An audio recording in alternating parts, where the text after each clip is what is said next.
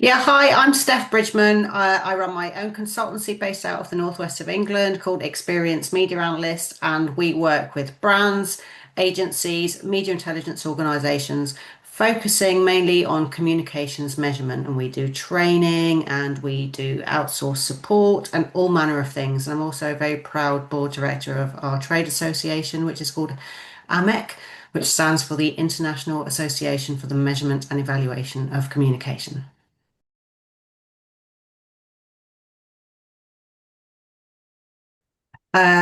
Okay, well, let's think this through. I think in order to be able to assess whether a crisis is happening, you need to know what normal looks like. And so media intelligence can help you on that journey.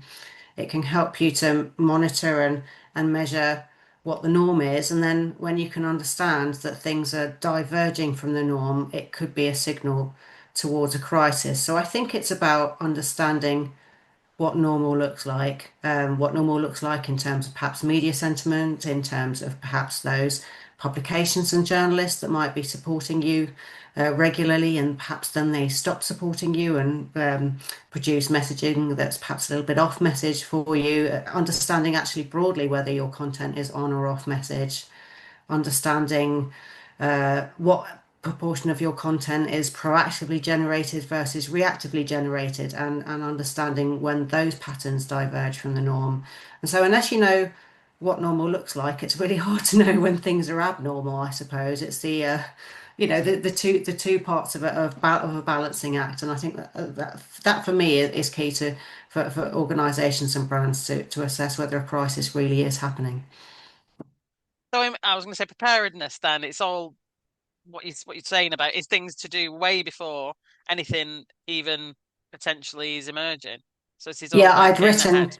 I'd written preparedness and planning because ultimately it's about thinking about media intelligence, as you probably say with all parts of your crisis communications training and guidance. It's about being prepared in advance to know and to be able to understand what why something is happening. So yeah, and sort of to that point, I suppose a tip is about not trying to then deal with media intelligence at the point of a crisis. If you've already got media monitoring in place, if you've already got a sense of what normal looks like, if you've already perhaps had conversations with some of the organisations that might be able to support you in those crises, but to be having them in advance rather than at the point of a crisis, I think can be really good guidance. You don't want to be there having a commercial conversation around media coverage when you've perhaps got more important things to do. And so it's about building out that sort of tech stack, contact stack, and having a real sense of how your organization fares in normal times, for sure, to be able to assess that this is a growing crisis, an ongoing crisis, a waning crisis, and to then be able to assess the point at which you might want to step in and do something about it. Sometimes in a crisis, also, I think some organisations can be advised to leave well alone, and that perhaps could be one of the elements. Is when do you react? When do you respond? Or do you do that at all? And will that crisis go away? And it's by being able to track that sort of those signals, media metrics, perhaps other kinds of metrics, to be able to assess whether these touch points and these interventions have had an impact or not.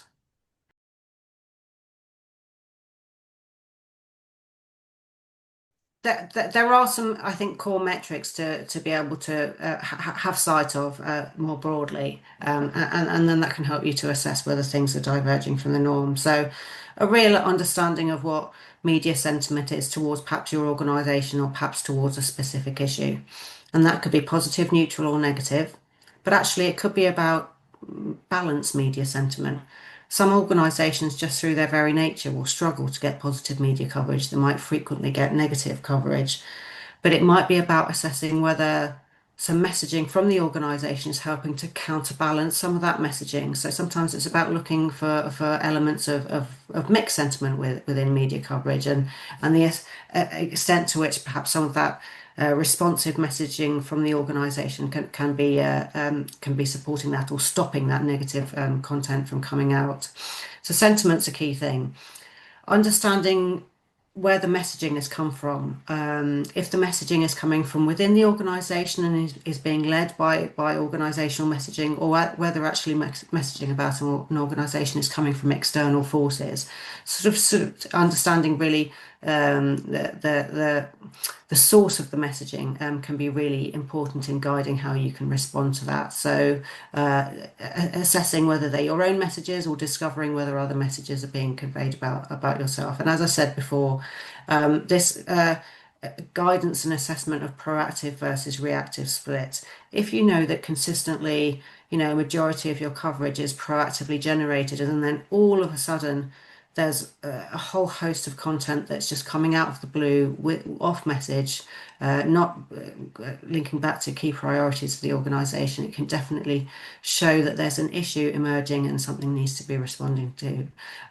So it's those kind of key things really, that the sentiment and the messaging and the assessment of control over the message can help to guide as to whether something's perhaps then gone a little bit out of control, according to what usual might look like.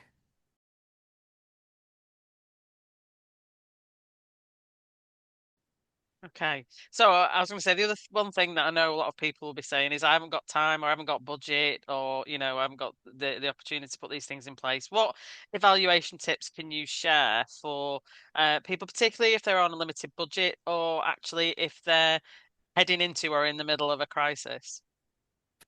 I think it's important to think about how human behaviors happen and to think about the early warning signals of a crisis. I think of it from the point of view as you can sometimes sense a crisis first on through search behavior, and Mm, then next through social media signals, and then lastly through news. And so sometimes exploring news coverage is perhaps looking at the crisis a little bit too late, because that there can be signs of that crisis through other areas of the yeah. media prior to that. So if you take that kind of search, then social, then news approach, well, actually, we've got free tools at our disposal to understand whether something is trending or breaking on search, because we all use Google pretty much. The majority of the world uses Google, particularly here in the UK. And Google Trends is available to all of us.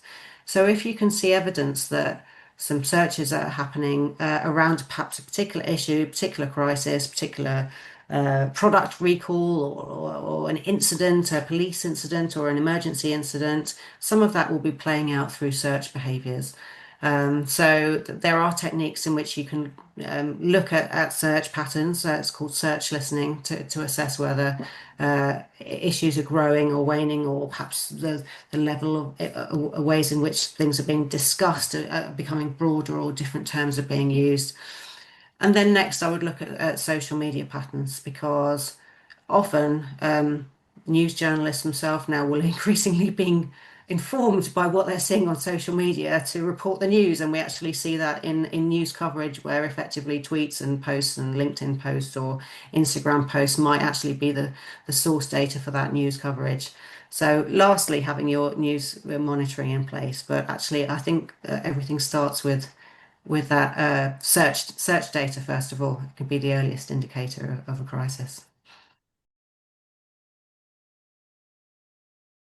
So at the moment, particularly this year, I think a lot of us are realizing that the impact of media coverage can be really importantly delivered through the power of video. So whereas perhaps before we might have been looking for keyword-based media monitoring evidence points for perhaps a brand or a crisis dropping, we've now got to think about how that's pronounced so that we can pick up on it in terms of audio visual mentions. And it's just something to be aware of, because it's something I didn't know about beforehand, is that speech to text is really clever, but you have to train speech to text. So if you've got an unusual sounding brand name or organization name, and I mentioned earlier I was a board director, or I am a board director of an organization called AMEC, for example, but some people describe it as AMEC. So if there are different ways to pronounce your organization, you need to be able to train the monitoring system to be able to hear and listen for that and hear for it. So I would really guide you to think about mispronunciations, actually even misspellings when you're looking at word-based media monitoring, but now with audio-visual based monitoring tools, think about different ways in which your organization can be pronounced. And then again, have those early conversations with those partners to help them to train to hear for those mentions, because it's when you're in the midst of a crisis, you don't want to be searching for those missing mentions. And so if you can be training the systems to find more complete content batches for you, I think that that will serve you well at the point of a crisis.